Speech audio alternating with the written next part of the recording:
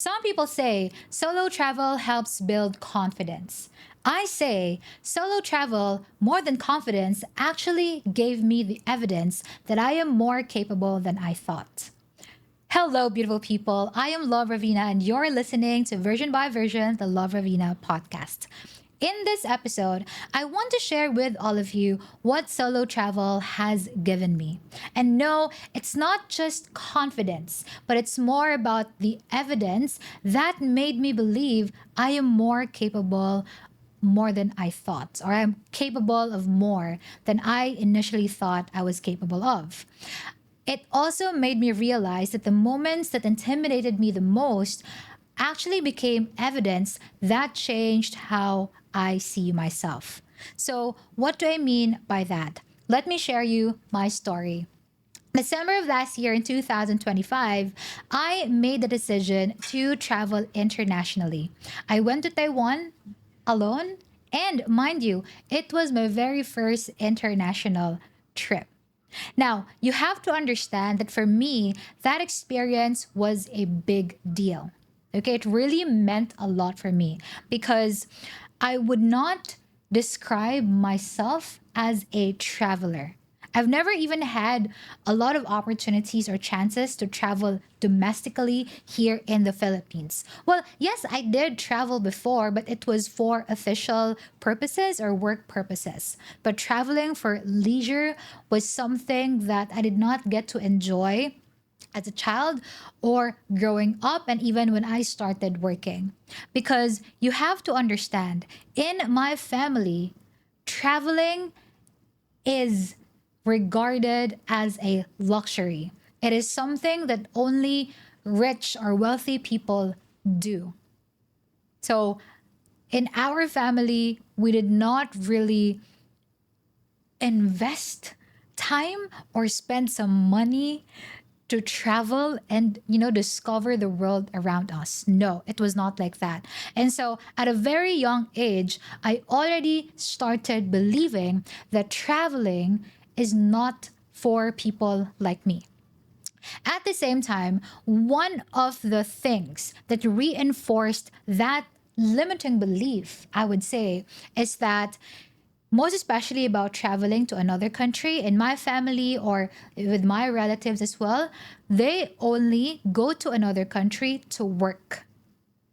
I don't think someone or somebody from our family or with my relatives has already went to another country for leisure. I don't think so. Because most of my cousins, for example, or my aunts, my uncles, they went to another country to work, not to just discover the world and have fun and enjoy. It wasn't something that we do as a family.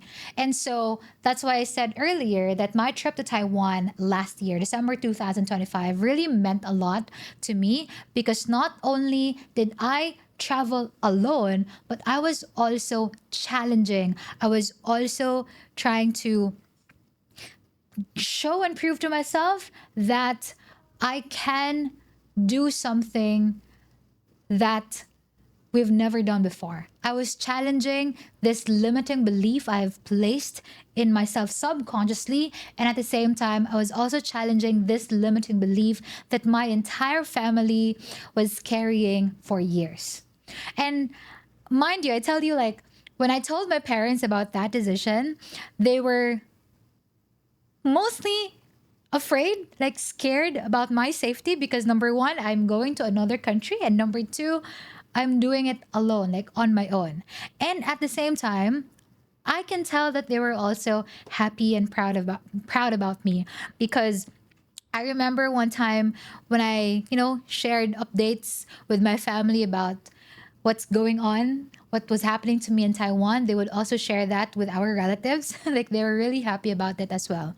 And so, you know, going back to what I was trying to say is that it's something that meant Like it's a big deal, not only for me, but for my entire family as well. And of course, in the future, I would want to bring my entire family to another country, but that's for another episode, or that's for another like conversation. But this time, I want to focus on what I was mentioning earlier about evidence.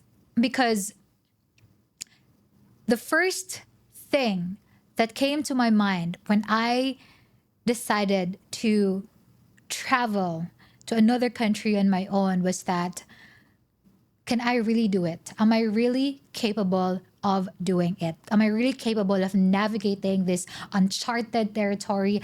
Because I couldn't ask my family, like my parents or my siblings, for advice or for tips, right? Because they have never done that themselves. And so I was really so doubtful of my own ability to take on this adventure, or take on this, I would say, challenge, like new challenge in my life.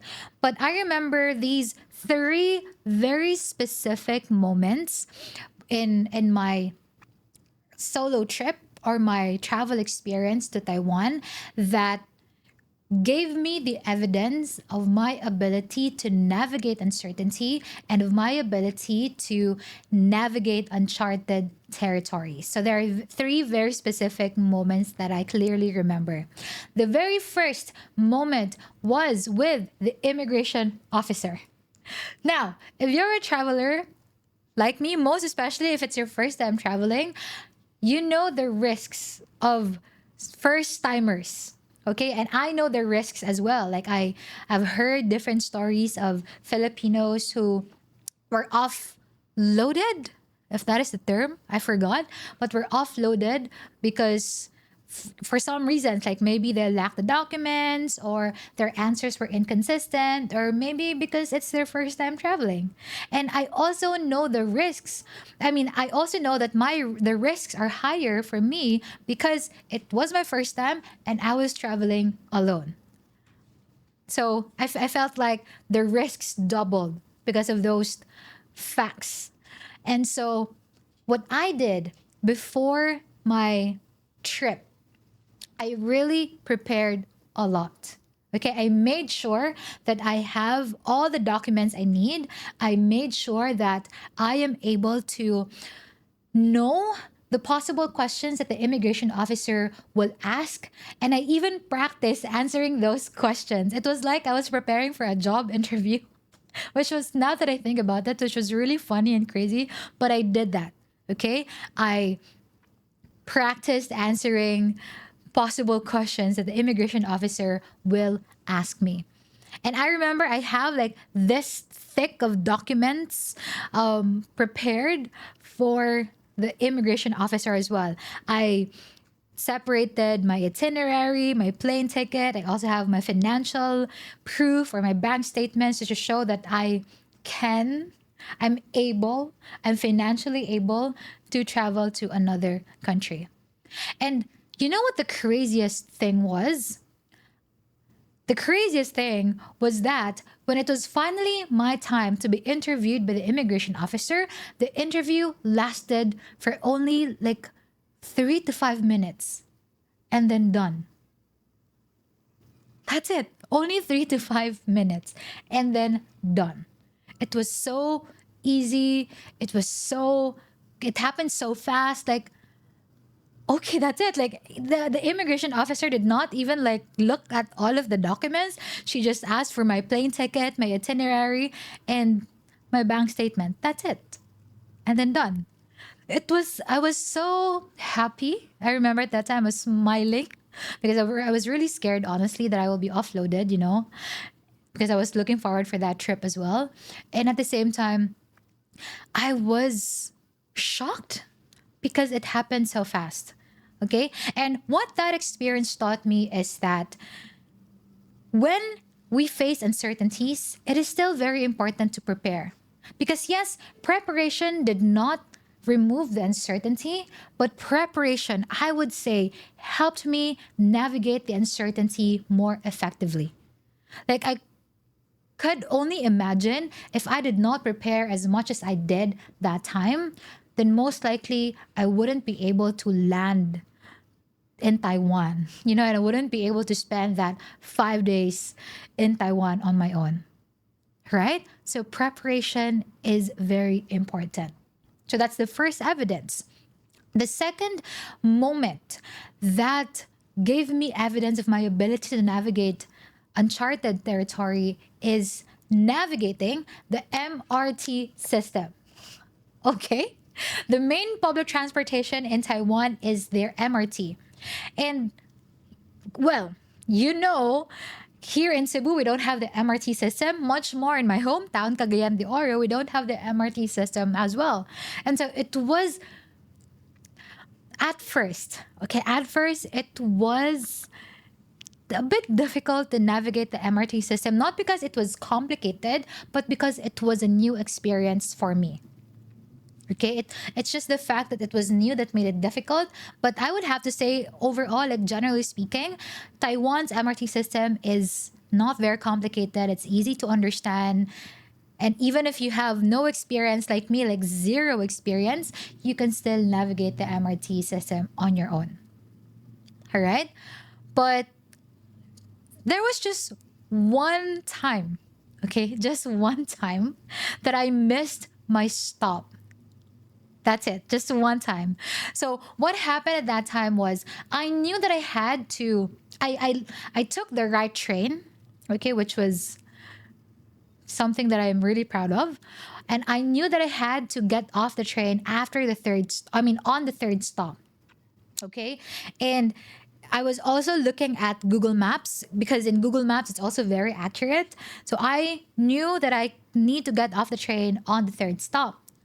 But I really don't know what happened to me. Maybe I was just overwhelmed because it was my first time riding the train, and it was my first time, like, seeing other people, hearing people talk in a language that I don't know. So like I was just overwhelmed at that time that I missed my stop. And the craziest part was that I saw the door opening and I knew that it was the third stop and I knew that I had to get off. But I was like doubting. I really don't know why. Again, maybe I was just really overwhelmed. And then I started seeing the doors close. And I can still see people getting off. And I know that I can still get off, but I did not get off. And then finally, the doors closed and it moved on. And I had to go to two more stops before I finally got off the train. And I knew at that time, okay, I really missed my stop. And the experience did not end there because, of course, since I want to go to a different place, so that means I need to go back, right? I need to take another train and go back two more stops so that I can reach my destination. And so I tried like searching on Google. I also like looked at their poster, like their MRT system, and I knew what train to take. I knew how many stops I need to, count before getting off, but I was doubting myself. So the train came, and I knew that I need to get on that train so I can, reach my destination, but I did not. So I missed the train. And then another train came. I knew that I should get on the train, but I did not because I was not sure because I felt like maybe this is not right because I missed my stop, so maybe it will be lost again, right? And so I did not get on the train, and I waited for a few more minutes until finally I made a decision. Just made a decision, but I did not yet take the action. I made a decision to ask someone to teach me what train to take and how many stops I should count before getting off. But it took me a few more minutes before finally taking action. I knew that I should ask, but it took me like a few more minutes to take action. And so I finally decided to ask and took the action to ask the staff because in Taiwan, in their train station, they have this staff who will help you or who will guide you, right? So I finally approached this guy and asked him, I want to go to this station. What train should I take and how many stops? And then he told me the same information that he gave me the same information that I already know. Which was crazy because that's when I realized if I just asked earlier, then the situation or my problem would have been resolved earlier as well, you know? And so that experience taught me that asking for help is not a sign of weakness. Sometimes confidence looks like admitting that you don't know and just asking for help. So that was the second evidence that I have the ability to admit that I don't know or I'm not sure, and I have the ability to ask for help. And now we go to the third moment, the third experience that my solo trip to Taiwan has given me. And that's about taking photos and videos. Since it was my very first international trip, then of course I really wanted to take as many photos and as many videos as I can. Okay? And well, I have my tripod with me so I can just take photos and videos, but there are spaces, there are places where I couldn't just set up my tripod and take videos and photos. Okay, maybe because the space is too small or the place is too crowded or whatsoever. There are just moments like that that I couldn't just, set up my tripod and take my photos and videos. And so I am left with two options. I actually knew I had two options. Number one is to let go and not take the photos and the videos that I want. And number two is to ask for strangers to take my photos and videos. And you know what I tell you? Asking other people to take my photos and my videos was embarrassing and really, really uncomfortable. Okay? First, it was uncomfortable and embarrassing because I don't want to inconvenience them. Okay? Like, maybe they're in a hurry or maybe they want to do something else. So I don't want to inconvenience them. Maybe they're also having their moment as well. So, it was really uncomfortable. And behind that, I think the deepest reason why it was very uncomfortable for me to ask strangers to take photos and videos of me was that I do not want to be rejected. I'm so bad.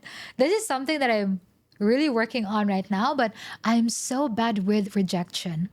Okay, what if I was thinking, what if I ask them, like I ask for a favor and then they will reject me? Like I don't know how to react in that kind of situation.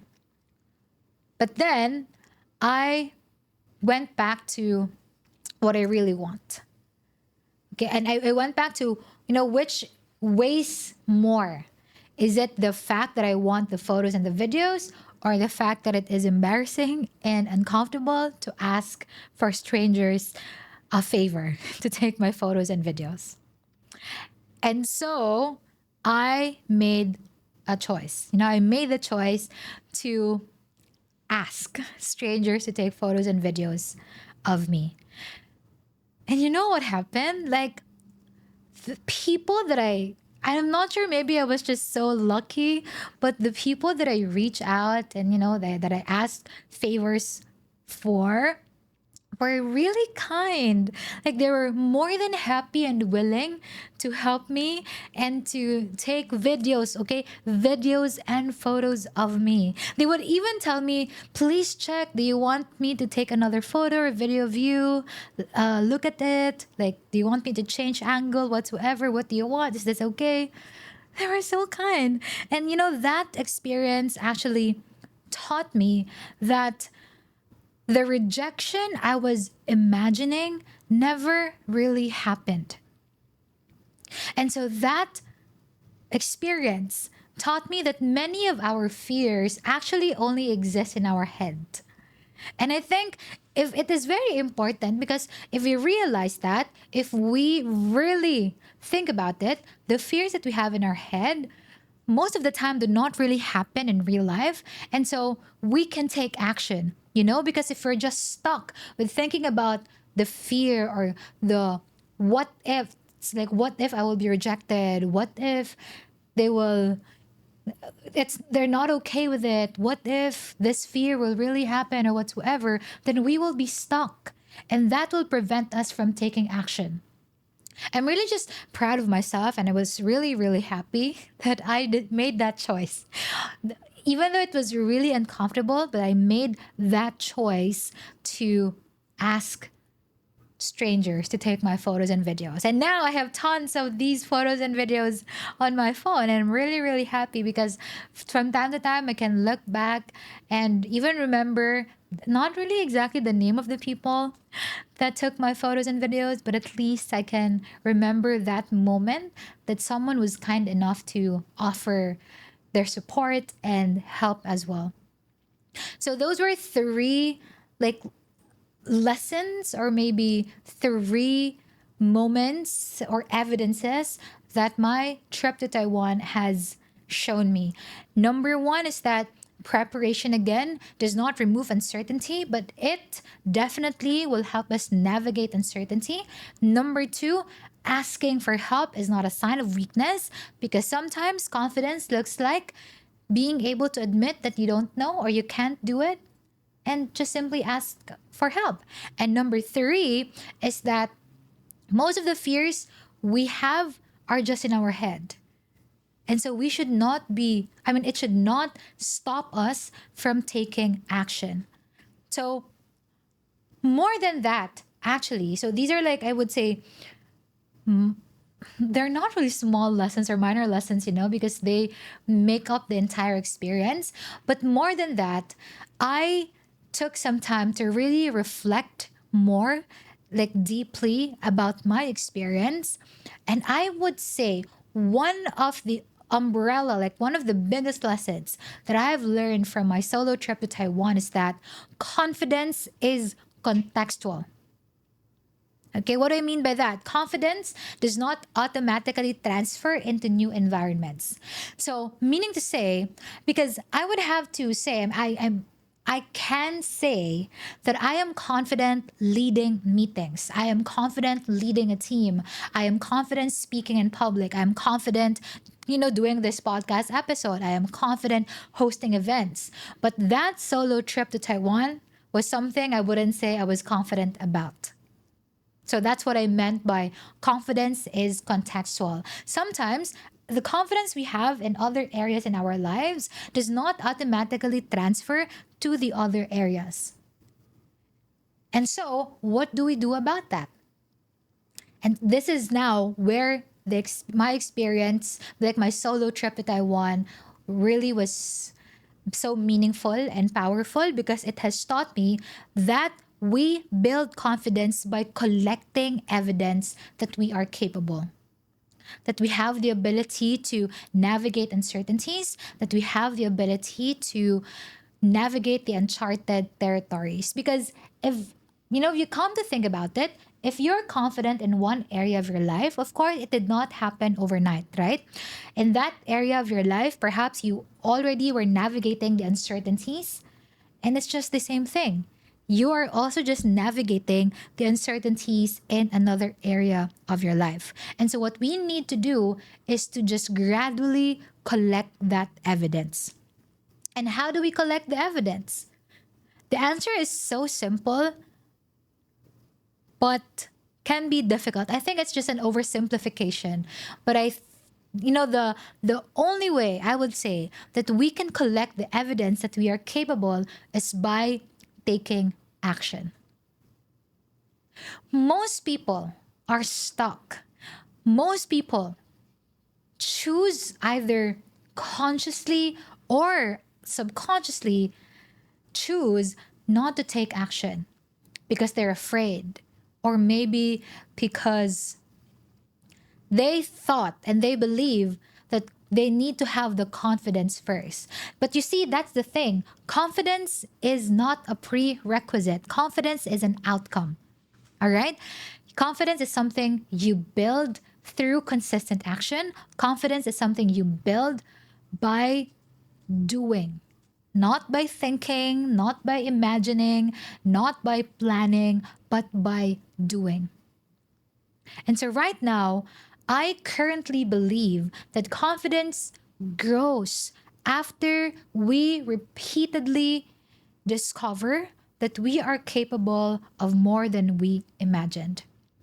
And so, to you, my dear listeners, okay, what I would encourage you to do moving forward is if there is something that you really want to do, but you're not doing it because you're afraid, then just take the step, okay? You can start scared, you can start uncertain, you can start even though you think you don't have confidence yet. Because the idea is just to start.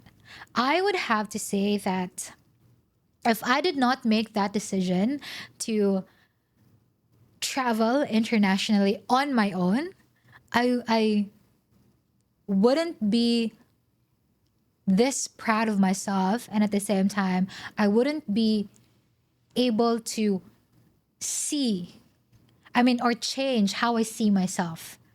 Because the love in 2025 was the love who believed that she is not capable of, going to another country, navigating an uncharted territory, navigating uncertainty in this area of her life.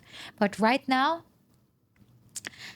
I am more confident because I have the evidence that I can do it. In fact, I have another upcoming trip this year and I'm preparing for it and I'm really, really excited about it. And I'm also excited to share with everyone what lessons that international trip will be teaching me very, very soon. So, yeah, going back, if there is something that you wanted to do but you haven't done yet, just start. Okay? Just collect that evidence that you are capable. Because at the end of the day, you will be fundamentally, or you will fundamentally be okay. You will be okay. You will not lose anything. Instead, you will be gaining more perspectives and more evidence of your own ability. Okay, so please, please, please start doing whatever it is that you want to do. Now, before we wrap up, I would like to express my sincere thanks to Bagong Pilipinas Studios Visayas for giving me the space to record this episode.